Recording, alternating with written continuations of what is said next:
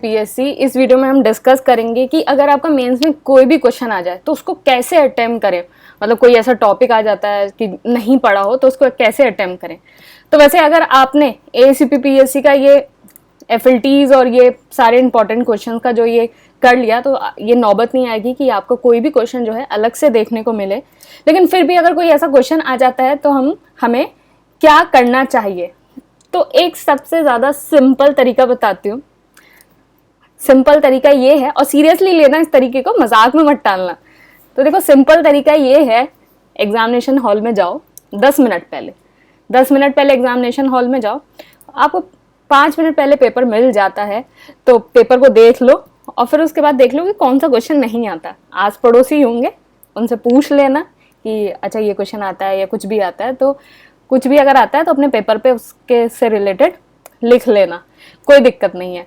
हाँ, अब देखो, अब बिल्कुल ही मतलब बेकार हो कि आस पड़ोसियों को भी किसी को भी नहीं आता, कुछ ऐसा ही कुछ आ गया पेपर में, तो फिर क्या करें। पहली वाली स्ट्रैटेजी तो समझ ली सबने, किस तरीके से करना है कि आस पड़ोसी से पूछ लेना कि हाँ भाई कि ये कोई क्वेश्चन है, इसका कुछ पता है क्या, तो लिख लेना। अब आस पड़ोसी को भी नहीं आता तो फिर क्या करें। तो फिर उसके लिए क्या करें, ये ACP PSC daily answer writing program है, उसमें साइंस एंड टेक का क्वेश्चन है ये कि discuss about the national quantum mission and its role in developing quantum technology. ये क्वेश्चन है। चलो इस क्वेश्चन से पहले ना एक ऐसा क्वेश्चन कर लेते हैं जो यूपीपीएससी जो मेंस है 2021 में आया हुआ है, वो क्वेश्चन देख लेते हैं, फिर उसके बाद इस क्वेश्चन को हम डिस्कस करेंगे। तो देखो यूपीपीएससी मेंस 2021 में आया था, तो जब ये क्वेश्चन आया था तो सब लोग ये कह रहे थे कि ये बड़ा अनएक्सपेक्टेड सा क्वेश्चन आ गया और बहुत सारे लोगों को इसका सही से आंसर भी नहीं पता था। तो ये है कि describe about the cyber dome, explain how it can be useful in controlling internet crimes. अब देखो जब कोई क्वेश्चन नहीं पता होता है, इसमें सबसे पहले आपको क्या करना होता है कि कीवर्ड्स देखने होते हैं किसी भी क्वेश्चन के। कीवर्ड्स, पहला कीवर्ड क्या है, साइबर। दूसरा क्या है, डोम। फिर क्या है, कंट्रोल कर रहा है। फिर इंटरनेट क्राइम्स। ये 4 वर्ड है कीवर्ड। अब इनके मीनिंग देख लेते हैं। साइबर को आपको पता ही है कि कुछ भी इंटरनेट से कनेक्टेड हो, तो दैट इज साइबर। डोम का मतलब पता है कि कुछ, डोम का मतलब पता है कि कुछ ऐसा चीज जैसे रूफ हो, कुछ वो मतलब डोम का मतलब है कि कुछ रूफ एंड कुछ इस हिसाब से, कुछ इस टाइप से एक रूफ और एक नेटवर्क, एक जाल सा बना हुआ है जो इंटरनेट क्राइम्स को कंट्रोल कर रहा है, क्योंकि इसमें लिखा हुआ how it can be useful in controlling internet crimes. मतलब कुछ ऐसा साइबर डोम बना हुआ है जो इंटरनेट क्राइम्स को कंट्रोल कर रहा है। तो डिस्क्राइब करना है साइबर डोम के बारे में। तो देखो इसमें मतलब समझ में आ गया कि कुछ ऐसा इंटरनेट का रूफ सा है, कुछ ऐसा है जो कंट्रोल कर रहा है। तो ये डिस्क्राइब आप इसको आराम से ऐसे कर सकते हो कि साइबर डोम एक मतलब एक ऐसा मॉडल है, एक ऐसा प्रोजेक्ट है जो जितने भी आपके साइबर थ्रेट्स आपके बढ़ रहे हैं उनको कंट्रोल करेगा। ये एक बेसिक लिख सकते हो। अब माना कि ये जो है केरला पुलिस ने स्टार्ट किया था और आपको नहीं पता है मतलब इसके बारे में, और आप ये ना भी लिखो तो कोई दिक्कत नहीं है कि मतलब ना भी कि मतलब ये 12 मार्क्स का क्वेश्चन था और अगर कुछ भी लिख के आ जाओगे जैसे मैं आपको बताऊंगी तो कम से कम 4 मार्क्स तो आपको मिल ही जाएंगे किसी भी क्वेश्चन में। तो इसमें आपने कीवर्ड्स पकड़े, तो साइबर और ड्रोम आपने समझा दिया। अब बात क्या है यही कि इसमें है कंट्रोल इंटरनेट क्राइम। तो आप ये बता दो दूसरी चीज कि कंट्रोल इंटरनेट क्राइम कि साइबर डोम जो है वो आपका साइबर सिक्योरिटी में कैसे हेल्प करेगा। इन जनरल आपका पूरा बता दो कि ये साइबर सिक्योरिटी में कैसे हेल्प करेगा। तो ये आपका first part of the answer हो गया। अब नेक्स्ट सेकंड पार्ट है कि how it is controlling the internet crime. तो अब अब आपको एग्जैक्टली नहीं पता है कि साइबर डोम किस तरीके से काम करता है कंट्रोलिंग क्राइम करने के, लेकिन आपको पता है कि कोई भी अगर ऐसी टेक्नोलॉजी है, कोई भी साइबर टेक्नोलॉजी है, वो किस तरीके से काम करती है वो आपको पता है। तो आप सिंपल सा आप लिख दो कि किस तरीके से कोई भी साइबर टेक्नोलॉजी काम करती है क्राइम कंट्रोल करने के लिए। उसमें आप इसको लिख दो। सबसे पहले मतलब नॉर्मल आप लिख सकते हो कि इसमें जो है ऑनलाइन मॉनिटरिंग होगी, फिर आप लिख सकते हो कि पार्टिसिपेशन होगा, पब्लिक का होगा, एडमिनिस्ट्रेशन का पार्टिसिपेशन होगा, इंस्टीट्यूशन का पार्टिसिपेशन होगा, और जितने भी आपको पता है कि साइबर टेक्नोलॉजी किस तरीके से हेल्प करता है, आप एक जेनरिक लिख दो। आप इसमें डाटा भी इंक्लूड कर सकते हो कि किस तरीके से क्राइम बढ़ रहे हैं और ये किस तरीके से हेल्प करेगा, क्राइम का डाटा भी लिख सकते हो क्योंकि इसमें क्राइम चीज दे रखी है, इंटरनेट क्राइम्स, तो आप उसका डाटा भी लिख सकते हो। तो ये सारी चीजें, और एक कुछ कंक्लूड लिख दो, कंक्लूजन लिख दो।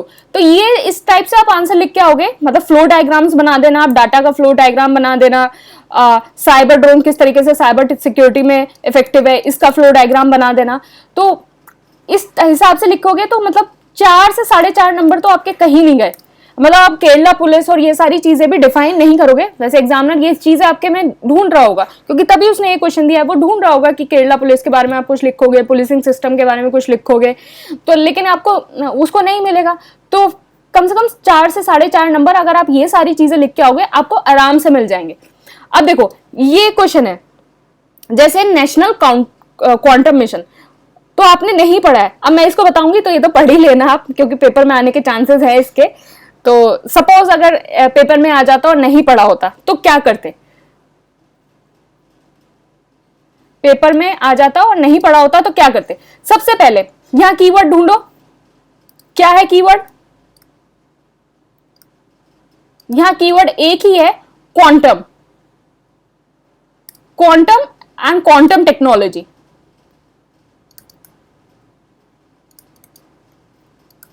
तो क्वांटम टेक्नोलॉजी, अब क्वांटम का जो मतलब होता है वो होता है बहुत स्मॉल, वेरी स्मॉल। अब सपोज आपको ये मतलब भी नहीं पता, आपको नहीं मतलब पता कि क्वांटम का क्या मतलब होता है, कि स्मॉल होता है, कुछ होता है, कुछ नहीं पता कि क्वांटम मैकेनिक्स क्या होता है, कि ब्रांच ऑफ फिजिक्स होती है जो डिस्क्राइब करती है behaviour of the matter and energy at the atomic and सब एटॉमिक लेवल। तो आपको मतलब स्मॉलेस्ट स्केल पे काम करती है, लेकिन फिर भी मतलब कहीं थोड़ा बहुत पढ़ा होगा कि क्वांटम जो है वो स्मॉल से रिलेटेड है, तो स्मॉल चीजें पढ़ी होंगी। फिर भी अगर नहीं पता है तो क्या है, तो इसमें क्या है, discuss about the national quantum mission. तो देखो कोई भी अगर साइंस एंड टेक्नोलॉजी का मिशन होता है, कोई भी साइंस एंड टेक्नोलॉजी का मिशन होता है तो उसका मेन काम क्या होता है, आपको उसका मेन काम क्या होता है कि कोई भी जो साइंटिफिक है और इंडस्ट्रियल R&D है उसको बढ़ावा देना, जेनरिक है ना, बढ़ावा देना, एक इकोसिस्टम तैयार करना टेक्नोलॉजी में। अब यहां टेक्नोलॉजी नहीं है, यहां क्वांटम टेक्नोलॉजी है, तो यहां ऐड कर दो कि क्वांटम टेक्नोलॉजी में इकोसिस्टम तैयार करना। तो ये बेसिक जो है किसी भी साइंस एंड टेक्नोलॉजी का मिशन होता है कि आपको साइंटिफिक R&D करना, इकोसिस्टम तैयार करना।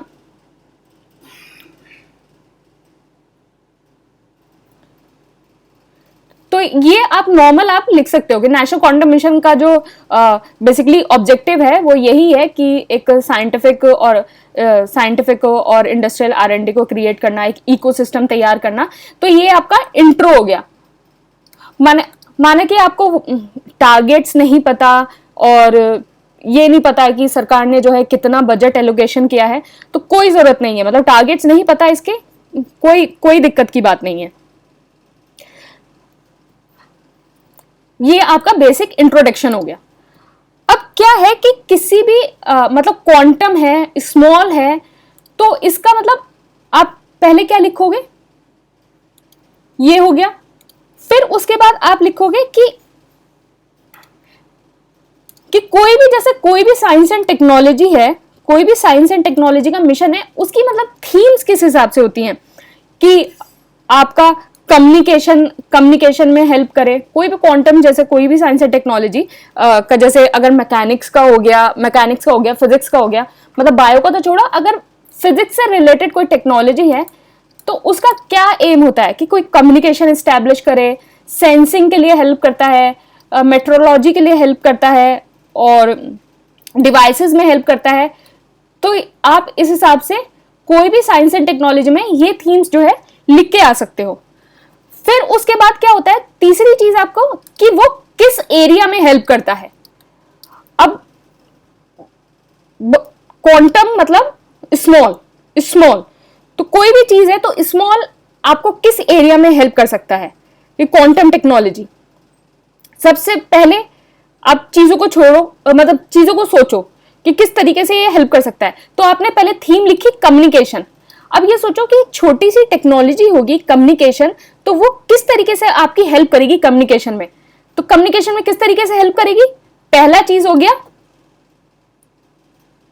एटॉमिक क्लॉक्स में काम कर सकती है। एटॉमिक क्लॉक्स भी अगर आपको याद नहीं आ रहा तो आप ये याद आए कि टाइमिंग में, नेविगेशन में, कम्युनिकेशन में, इन सारी चीजों में आपकी हेल्प कर सकती है एरिया। दूसरा, एक मतलब इतना छोटी सी चीज है तो आपका किस में हेल्प कर सकता है ये क्वांटम टेक्नोलॉजी कि और कॉम्पैक्ट किया जाए इसमें, फिजिक्स में किस में काम कर सकता है, सेमीकंडक्टर्स में काम कर सकता है।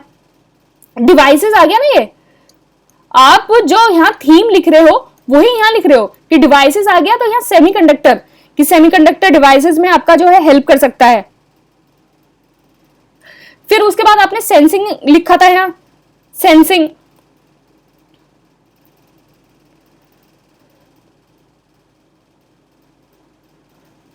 तो सेंसिंग और जितने भी आपके मेट्रोलॉजिकल एप्लीकेशंस हैं उसमें काम कर सकता है। और जब कोई भी बहुत छोटी चीज कभी आप बनाते हैं कि कोई भी मतलब जैसे नैनो टेक्नोलॉजी हो गया, क्वांटम टेक्नोलॉजी हो गया, तो यहां जो है जब जो सेंसिटिविटी हो जाती है उस चीज की बहुत हाई हो जाती है। तो आपको क्या करना, कोई भी मतलब किसी भी चीज की अगर प्रिसाइज आपको डाटा चाहिए किसी का कि बिल्कुल एकदम प्रिसाइज चाहिए, तो उसके लिए ये सारी चीजें यूज होती है। तो एक बहुत जेनरिक आपको चीजें पता होनी चाहिए और उसको रिकॉल करके आप सारी चीजें ये लिख सकते हैं।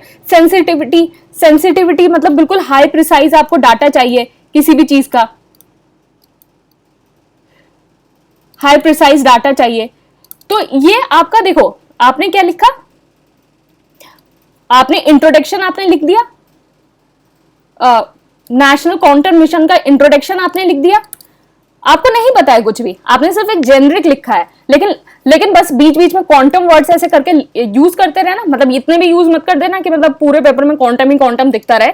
तो आपने नेशनल क्वांटम मिशन का इंट्रोडक्शन लिख दिया, आपको जेनरिक चीजें लिखी, आपने कुछ भी हाई फाई नहीं लिखा, थीम लिख दी, एरिया लिख दिया कि एप्लीकेशन एरिया क्या होगा, है ना, ये आपने डिफाइन कर दिया। आपको नहीं पता है कि किस मिशन की ड्यूरेशन क्या है, आपको ये नहीं पता है कि कितने साल में या क्या करना है, कितनी रेंज के लिए है, क्या है, आपको नहीं पता है, मिशन की ड्यूरेशन भी नहीं पता है, कुछ भी नहीं पता है।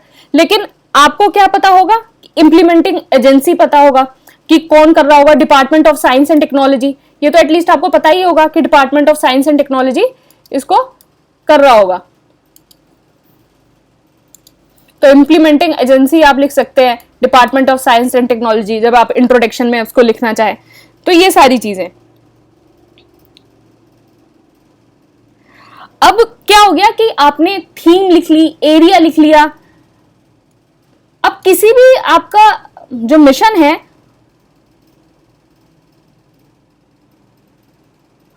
अब देखो कोई भी अगर साइंस एंड टेक्नोलॉजी का कोई भी मिशन होता है, कोई भी मिशन होता है साइंस एंड टेक्नोलॉजी का, तो उसका जो सिग्निफिकेंस क्या होती है, कोई भी साइंस एंड टेक्नोलॉजी का मिशन हो तो उसकी सिग्निफिकेंस क्या होती है।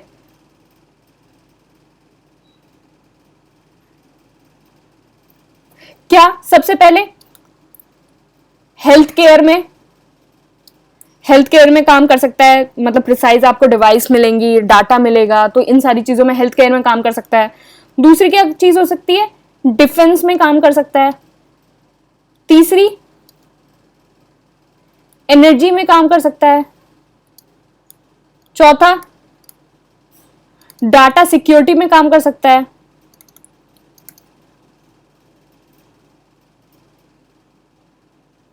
और फिर मतलब कि स्मॉल है, स्मॉल चीजों को करता है, तो कोई भी कॉम्प्लेक्स प्रॉब्लम हो, कोई भी कॉम्प्लेक्स प्रॉब्लम हो, उसको एक सिक्योर मैनर में उसको सॉल्व कर सकता है। नॉर्मल हम क्वांटम के बारे में बात नहीं कर रहे हैं कि मतलब आपको बस सिर्फ कीवर्ड रखना है। तो देखो, कोई भी साइंस एंड टेक्नोलॉजी का मिशन हो, वो डिफेंस में काम कर सकता है, हेल्थ केयर में काम कर सकता है, एनर्जी में काम कर सकता है, डाटा सिक्योरिटी में काम कर सकता है, इन सारी चीज़ों में। अब जैसे आपका मॉनिटरिंग में काम कर सकता है, तो वेदर फोरकास्टिंग हो गया, तो यहाँ एग्रीकल्चर में भी काम कर सकता है, नेविगेशन में काम कर सकता है, और आपका नेविक में भी काम कर सकता है जो आपका। तो इस तरीके से आप सारी चीज़ों को आप लिख सकते हैं,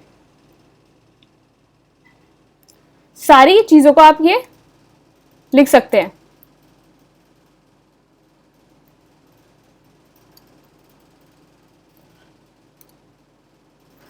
इस तरीके से।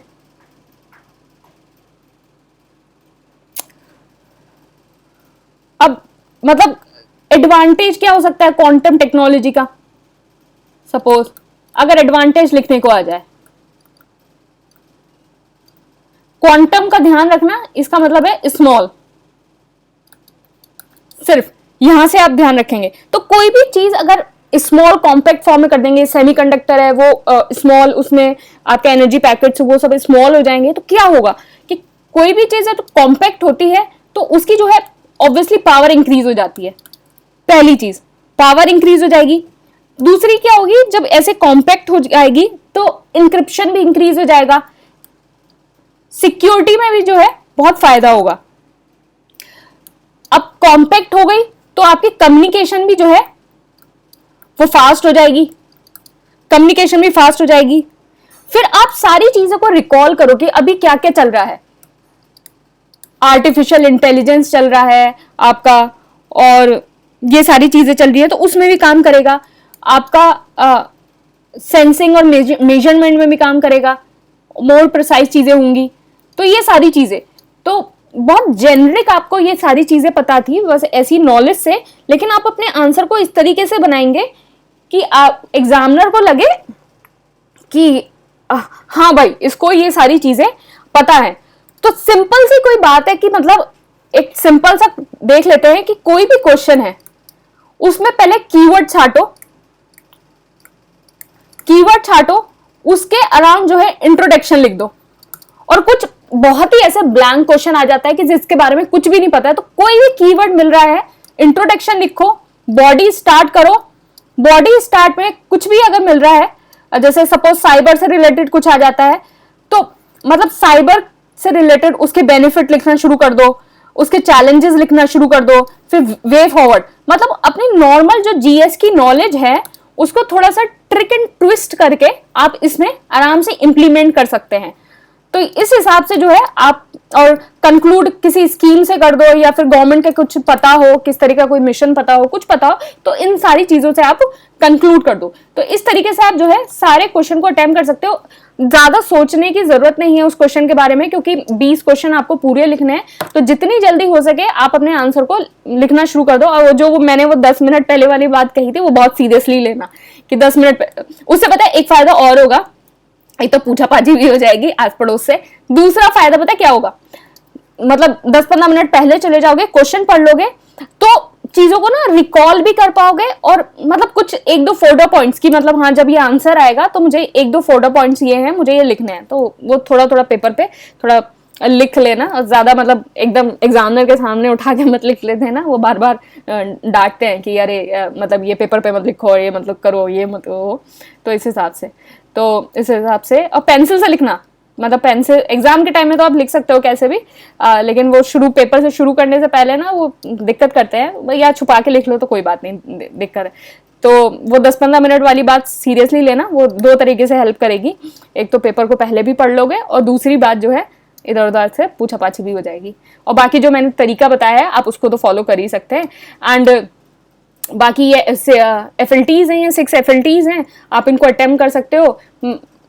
मतलब इस तरीके से आपको बनाया गया है कि कुछ भी एग्जाम में ऐसा शॉकिंग ना लगे, और आप हर चीज़ के लिए अटेम्प्ट करने के लिए आप बिल्कुल रेडी रहो। और बाकी ये यूपी स्पेशल के क्वेश्चन है, आप उनको देख सकते हो। यूपी स्पेशल का इसमें best of UP special question इसमें इंक्लूड किए गए हैं, तो इस हिसाब से आप चीज़ों को देख सकते हो। Thank you and all the best.